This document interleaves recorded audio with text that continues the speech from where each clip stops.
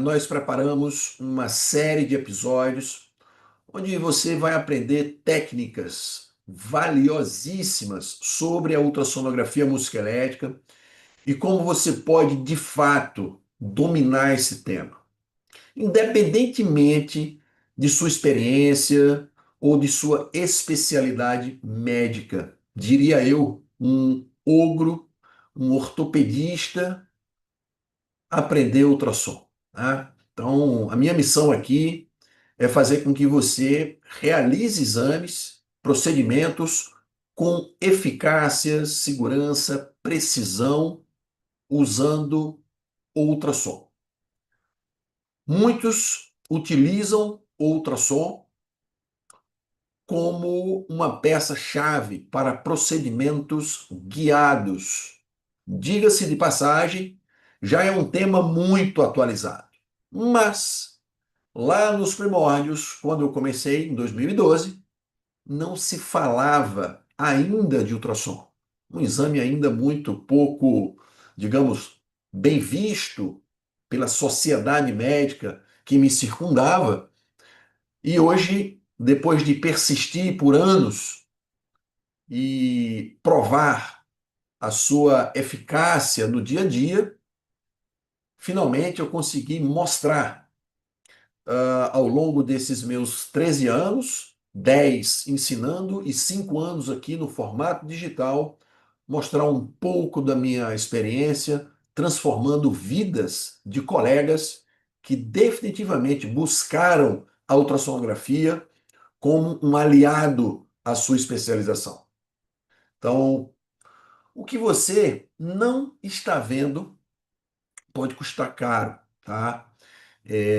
A infiltração, ela tem que ser guiada. Então, a infiltração sem ultrassom é algo muito ruim que pode te custar um preço muito alto na perenidade de tua especialidade.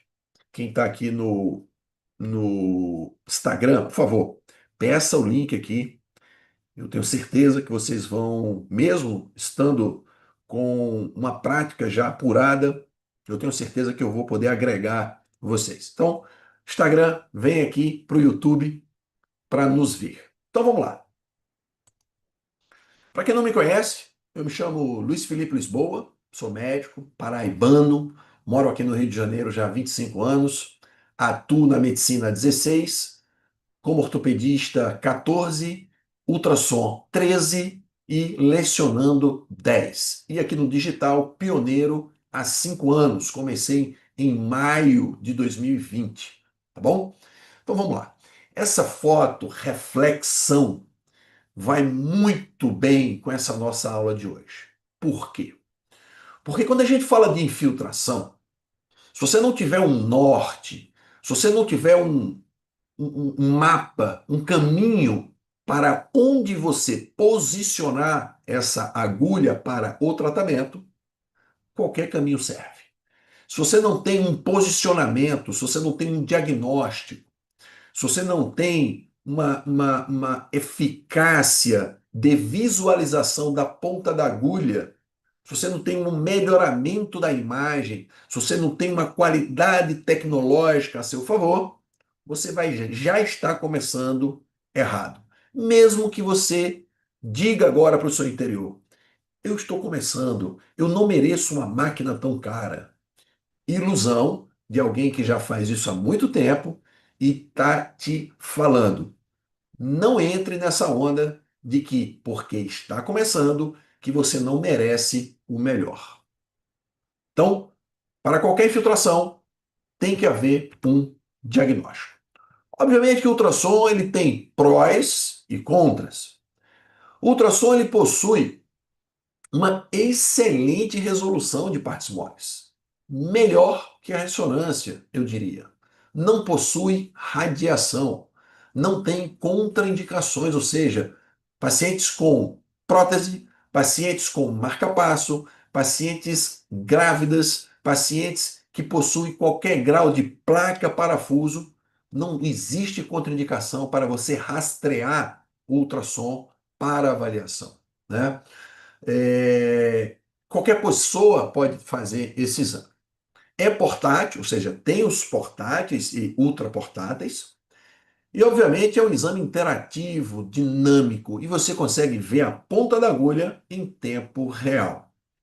A ultrassonografia, sim, requer um alto nível de conhecimento anatômico e eu já te oriento. A anatomia, ela é primordial, tá? Para que você consiga visualizar as estruturas. Caso você não tenha uma boa anatomia definida na hora da investigação, nada adianta. É a mesma coisa que eu pedi para você entrar numa floresta, pegar lá uma cotia e você não sabe o que é uma cotia, o que vai adiantar? Você entra armado, mas sai sem o bicho, pois você não o conhece. Seria a mesma coisa, né? Um exemplo lúdico. Então, tem que estudar muito anatomia, foco, habilidade, habilidade manual, né? Prática substancial. Cada tecido mole, ele tem uma estrutura diferente, seja mole, seja óssea, né? E possui uma técnica ideal diferente. Ou seja, às vezes você bota um pouco mais ganho, menos ganho, às vezes você coloca mais profundidade, menos profundidade e assim sucessivamente. Eu ia beber água, mas eu lembrei que meu Instagram aqui agora, o celular está segurando a água. Então eu vou pedir licença a vocês que eu vou tomar aqui um gole de água. Hum, e vou mandar uma mensagem aqui rápida.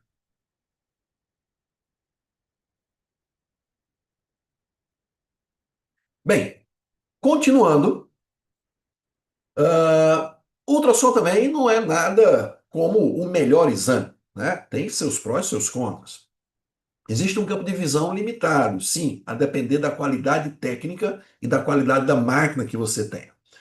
Tem uma diminuída resolução em altas profundidades e incapacidade de imagem através e dentro do osso. Ou seja, edemas ósseos a gente não consegue ver, infelizmente. Aqui é um quadro já antigo mostrando um pouco da importância da evolução do ultrassom. Veja que na época dos anos 90, né, quando se fazia infiltrações às cegas, a taxa de sucesso estava entre 40% e 80%, a um custo muito baixo, porque você precisava apenas saber anatomia e por pontos anatômicos e fazer infiltração. Para quem faz corticoterapia, beleza. Mas quando você começa a utilizar medicações de alto custo, isso pode ficar muito perigoso, principalmente se você quer acertar o alvo, que às vezes é milimétrico. A escopia, nos anos 90, 2000, veio com a taxa de sucesso de 60% a 90%, porém a um custo muito alto, elevado, precisa de um técnico, precisa de um aparelho grande, precisa baritar toda a sala, é um custo muito grande para se ter no consultório. E o ultrassom, nos anos 2000, trouxe uma taxa de sucesso de quase mais de 99%, a um custo moderado, eu diria hoje baixo a moderado para quem quer começar.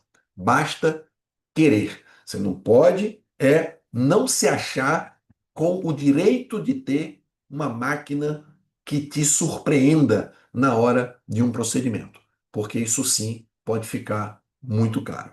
Mas veja bem, olha que interessante.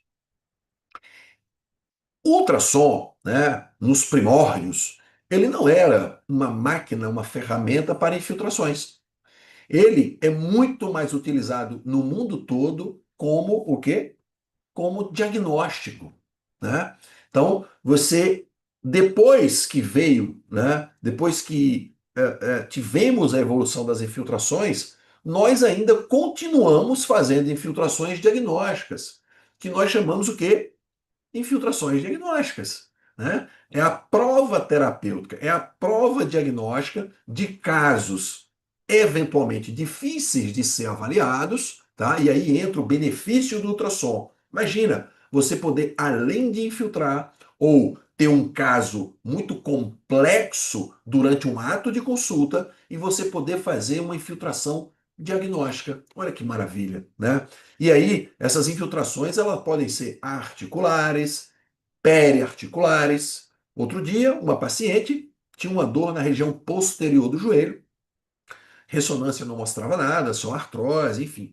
Eu fiz o exame de ultrassom, não enxerguei nada, até pensei que pudesse ser um semitendíneo ali, mas enfim, eu coloquei 3, 4 ml de lidocaína intraarticular e a dor dela sumiu.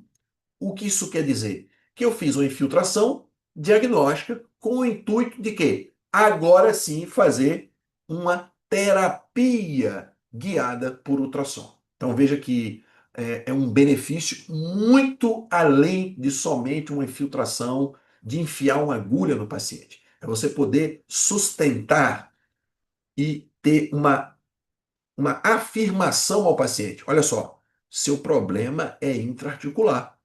Você passou a dor? Sim, doutor. A dor melhorou 100%. Nesse momento, você tem a certeza da patologia, o paciente se sente seguro e daí em diante, meu amigo, um abraço.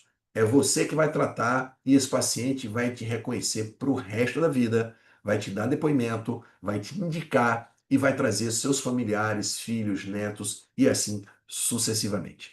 Então veja bem, dentro das infiltrações, nós temos uma gama de oportunidades. Agora, você também pode fazer às cegas e correr o risco de não acertar o alvo, ou pode fazer por vários tipos de imagem, como tomografia, né, como radioscopia, né, ou também, o que eu prefiro, ultrassonografia, porque está ali na tua sala, do lado do teu consultório, está ali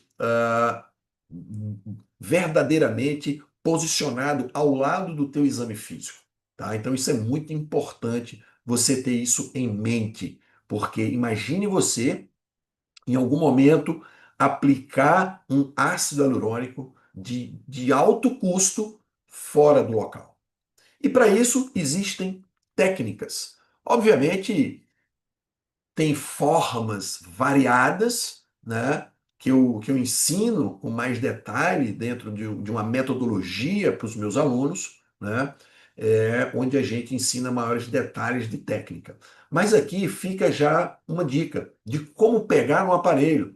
Existe a metodologia, existe uma forma de faca, nojinho e a forma caneta. Eu vou mostrar para vocês, eu trouxe um transdutor aqui, um ultrassom mais ultraportáteis. Veja bem, modo faca, há quem pegue assim, há quem pegue assim, com algum grau de nojo, e a forma correta, ó, é você posicionar os dedos de forma que, ó, uma dica valiosíssima.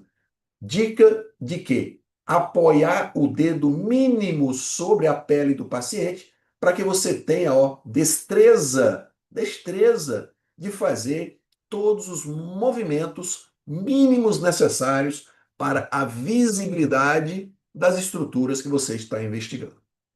Então, existem pessoas, né, como por exemplo, um aluno meu, Dr. Alexandre. Dr. Alexandre é um ortopedista, raiz, cirurgião de ombro e cotovelo, e a vida dele toda foi só operar ombro. Quando não era cirúrgico, era fisioterapia. Quando não era fisioterapia, era cirúrgico. E obviamente a gente sabe que as tecnologias cirúrgicas evoluíram, né? Antigamente se operava aberto, hoje por artroscopia. Lembrando que a artroscopia, antes de ser uma metodologia cirúrgica, era uma metodologia diagnóstica. Daí então foi se evoluindo para se fazer as técnicas cirúrgicas atuais. E doutor Alexandre hoje com uma máquina portátil, ele consegue fazer diagnósticos do ombro e cotovelo com maestria. O Alexandre não tem mais do que 4 meses na minha metodologia, já mandando imagens e vídeos e laudos incríveis dos seus exames, tanto na sua clínica como em outros serviços que o trabalha. E isso gerou um pouquinho de ciúmes ali dentro da clínica, porque ele começou a atender melhor, começou a dar mais atenção, começou a fechar mais diagnósticos, começou a fazer mais procedimentos assertivos e as pessoas começaram a procurar ele com uma maior frequência. Então, isso valorizou tanto o médico, a clínica e, claro, gerou mais segurança, gerou mais confiança do paciente que agora vai no doutor Alexandre usando uma maquinazinha portátil e podendo fazer esses diagnósticos. Bem, existem duas técnicas básicas para a infiltração. Uma a gente chama no plano ou in plan, e a outra fora do plano ou out of plan. No plano é muito mais fácil de você visualizar a agulha, porque você coloca o transdutor e coloca a agulha, ó, bem debaixo do transdutor, vendo aqui a agulha, ó, de forma maestrica. Você vê aqui toda a parte longitudinal da agulha com maestria, batendo aqui, ó, neste vaso. Agora veja que quando a gente está fora do plano, nós vemos apenas uma circunferência, que não quer dizer que seja a ponta da agulha. Pode ser a ponta, pode ser o meio, pode ser o final, pode ser qualquer parte da agulha. E isso existe uma técnica mais apurada de inclinação de transdutor, de ambidestria e de triangulação que nós falamos dentro da nossa metodologia.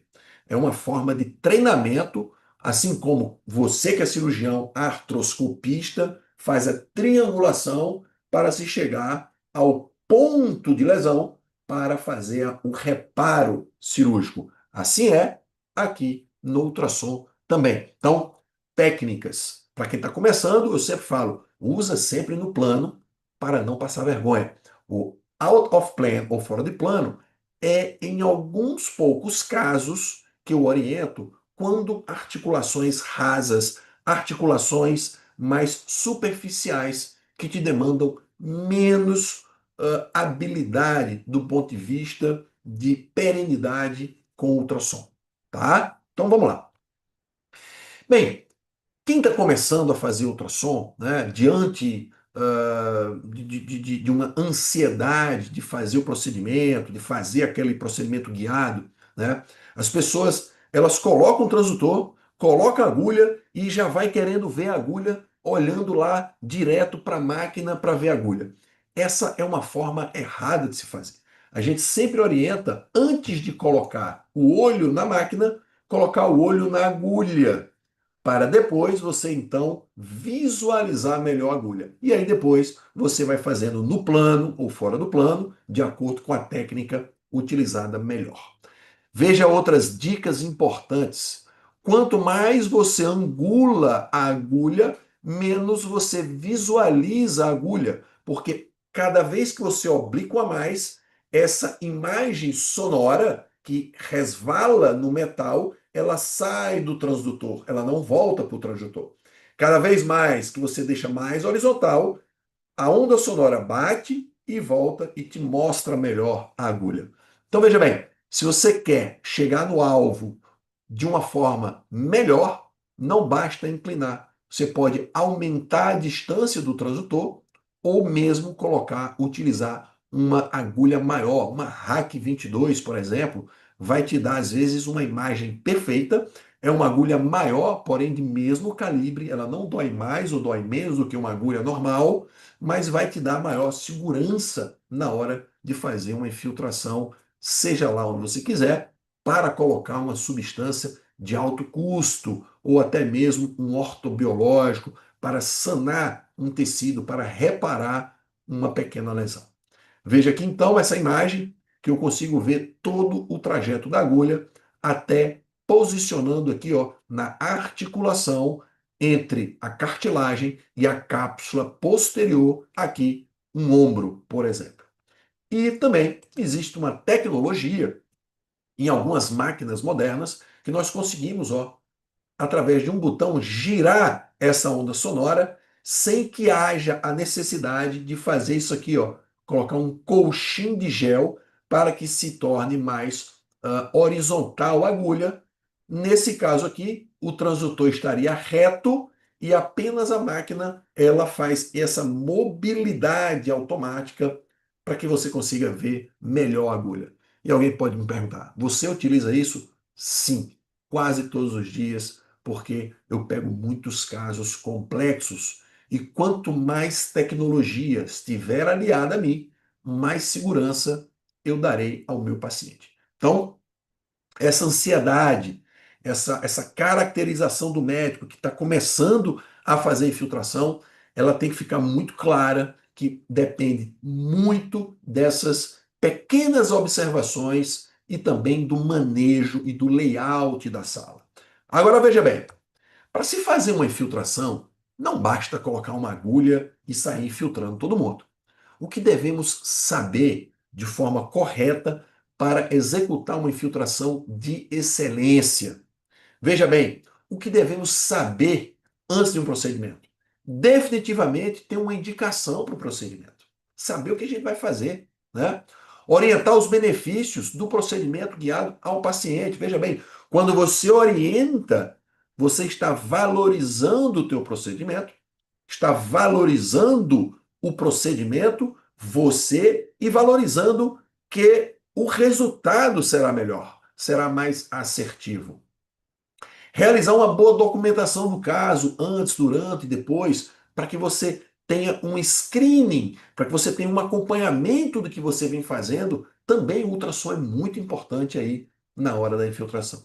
E sempre você tem que otimizar essa imagem, fazendo uma varredura, olhando definitivamente se o laudo da ressonância, né, está compatível com o laudo do ultrassom ou com a imagem ultrassonográfica, se aquilo realmente faz sentido você infiltrar, porque às vezes a ressonância ela tem uma alta sensibilidade, por exemplo, nas buças laterais do quadril, e você coloca o transdutor e você não consegue visualizar aquela bursite. E muitas das vezes não é a bursite, e sim uma tendinopatia do glúteo mínimo, em especial em pacientes mulheres, que está gerando essa dor. Então, cuidado para não achar que vai se basear sempre no laudo da ressonância para fazer uma infiltração, porque isso pode te custar caro, o paciente não ficar satisfeito, você não melhorar o quadro do paciente e você tem que fazer outra infiltração e o paciente, obviamente, ele vai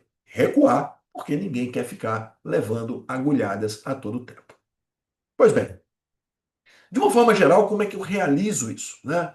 Primeiro, paciente, aparelho, transdutor que eu vou utilizar, pode ser o linear, pode ser o convexo, material a ser utilizado. O que eu vou utilizar?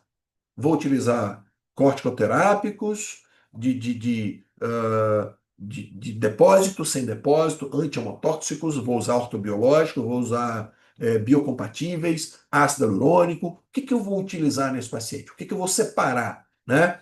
Quais as agulhas? Eu vou fazer uma anestesia com insulina, depois eu vou com a 30/7, depois eu vou com uma 20 ou uma 22, eu vou aspirar primeiro antes de fazer o procedimento. Tudo isso tem que estar mentalizado na tua hora de fazer ali, obviamente, o teu procedimento. E, obviamente, uma excelente asepsia. Veja bem, asepsia, para nós ortopedistas, é um ritual. Se você não é ortopedista, habitue-se a fazer boas asepsias.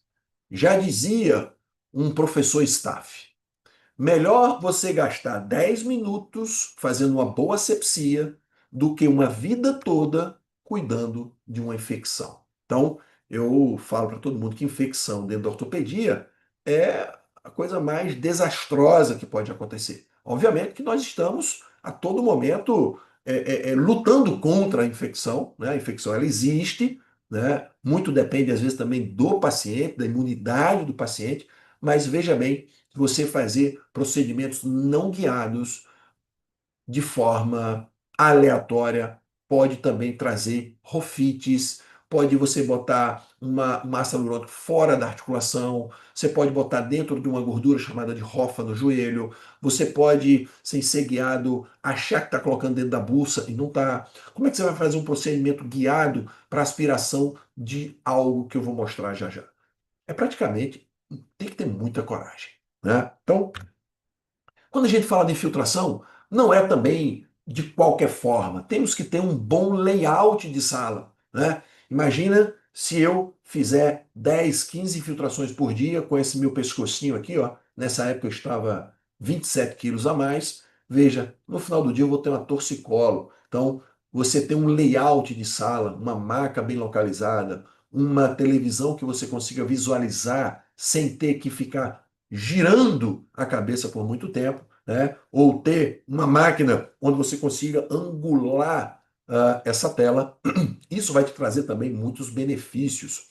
E eu sempre digo o seguinte: quem tem boa tecnologia faz diagnósticos mais rápidos, procedimentos mais rápidos, passa menos tempo com o paciente, tem melhor assertividade, tem melhores resultados, logo você tem melhores lucros. Então, antes de fazer o procedimento sem infiltração, pensa nisso. Bem, quais os materiais serem utilizados? Eu já vou deixar uma dica, uma super dica para você utilizar amanhã. Se você faz infiltrações ainda com esse tipo de agulha, meu amigo, você está correndo um grande risco de toda a solução. Em alguns casos de alta pressão negativa, isso se a agulha e a seringa, ó, deslocarem-se uma da outra e você perder todo o ácido hialurônico. Isso já aconteceu comigo? Várias vezes, lá no começo. Ainda bem que eu uso óculos, porque antigamente batia no óculos. Mas não é legal você perder um material de alto custo, você perder uma solução, perder tempo ali para preparar tudo de novo. Então, não usar seringas retas e sim a Luer Lock. Ter sempre um potezinho estéreo na hora de aspirar, pedir ali um gram, pedir ali uma cultura, mandar para o laboratório é importante. Luvas, gases, clorex alcoólica, degermante, proteger o transdutor. Tudo isso faz parte de uma rotina, faz parte de um protocolo, faz parte da excelência nas infiltrações ecoguiadas. Porque quem não faz é o que eu sempre digo. Todos os dias, ou quase todos os dias, chegam pacientes na minha clínica dizendo que fez infiltração, que doeu, que não gerou resultado e que está com medo de fazer outra. E eu tenho lá que convencê-lo que a infiltração foi feita tecnicamente para gerar resultado e sem dor, uma vez que eu estou visualizando em tempo real a agulha.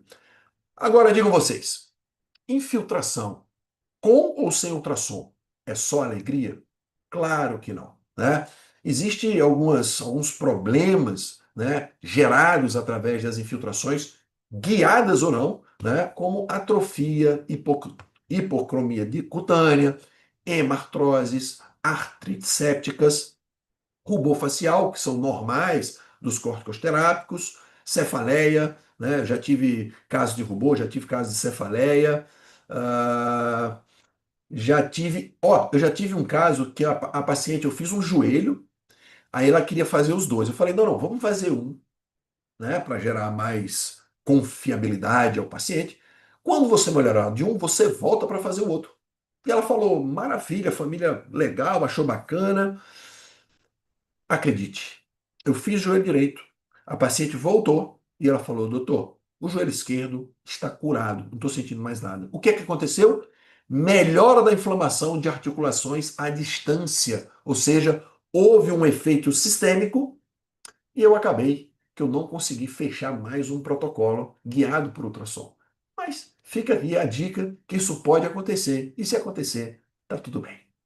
Bem, então, nem só de alegria vive-se os procedimentos. Existem também contraindicações relativas e absolutas. Veja, celulite é absoluta, prótese absoluta, salvo você esteja dentro do centro cirúrgico asséptico, com transdutor asséptico, com toda a rotina e que tenha definitivamente uma veracidade para tal, para você colocar ali algo dentro de uma prótese, porque há um grande risco de fazer uma contaminação, uma infecção, e aí, como eu já falei anteriormente, ninguém no mundo quer ter infecção, né?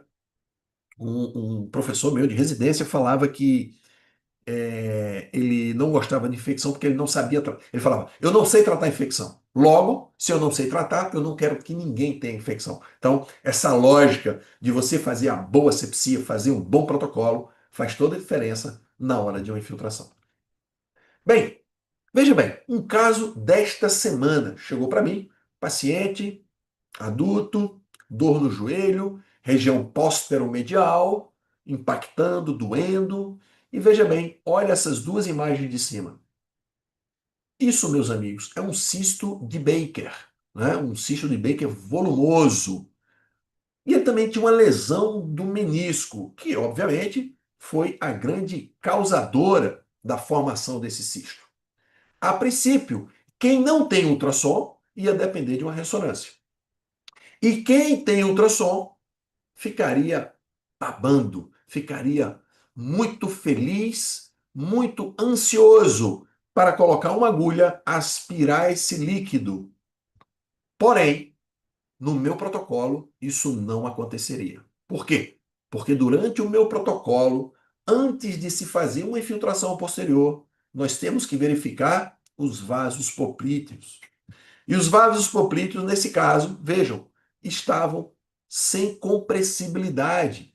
Ou seja, esse paciente estava evoluindo com um trombo naquele momento. A dor dele, o edema das pernas, o inchaço, o brilho da perna, a pele lisa, era muito mais problema do que a dor no joelho. Poderia ser uma dor já da trombose subindo, né? De todo o inchaço, aquele empastamento que estava gerando dor. Então, diante desse caso, eu contraindiquei o procedimento.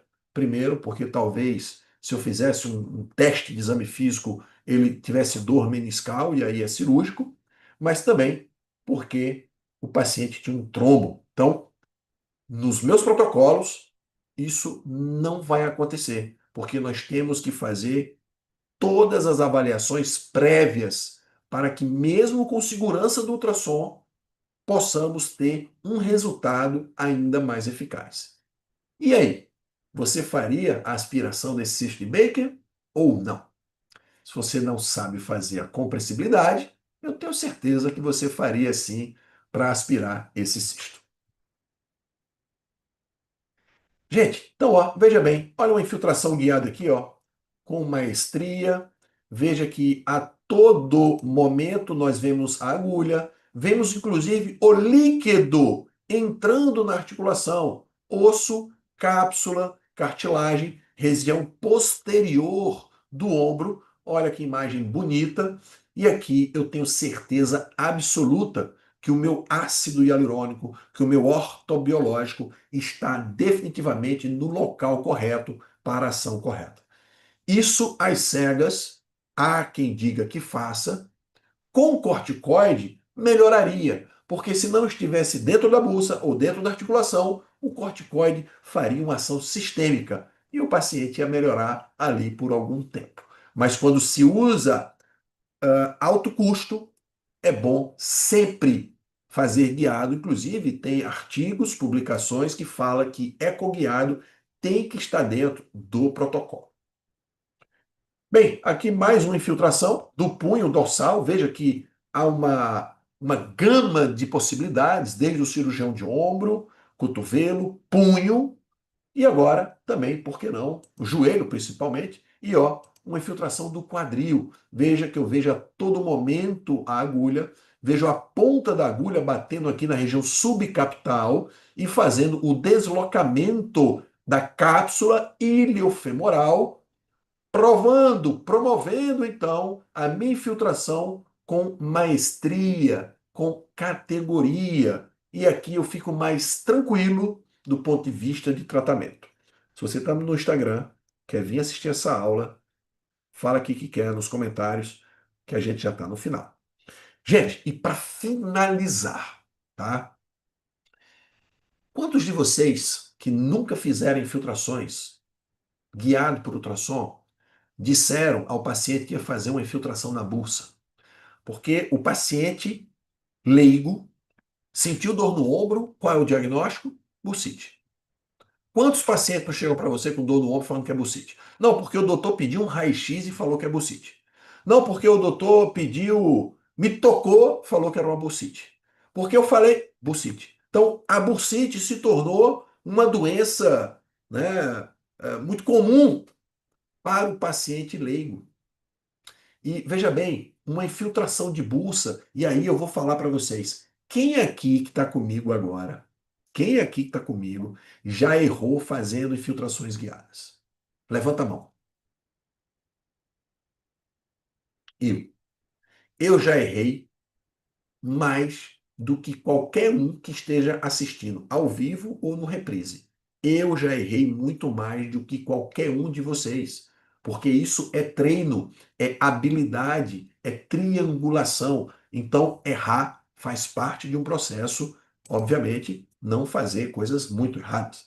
Mas veja aqui a precisão de uma agulha dentro da bolsa, fazendo a elevação de toda a bolsa com uma medicação para se gerar um melhor resultado. Então, é possível fazer uma infiltração de bolsa às cegas? Você pode até transfixá-la, né? Colocar uma agulha, bater no tendão, voltar, furar ela, bater no deltoide, bater ali no acrômio, mas você garantir para mim às cegas que essa agulha está dentro da bolsa, eu acho que é um pouquinho difícil. Tá bom? Então, lembrando que toda semana tem aulas novas no meu YouTube, no meu Instagram. Então não deixe de me seguir no Instagram, se inscreva no meu canal no YouTube para não perder nenhum conteúdo. E o que você precisa é estar aqui na legenda, tá? O que você precisa estar aqui vai estar aqui na legenda para você fazer essas inscrições. Espero que vocês tenham gostado. Te vejo na próxima aula.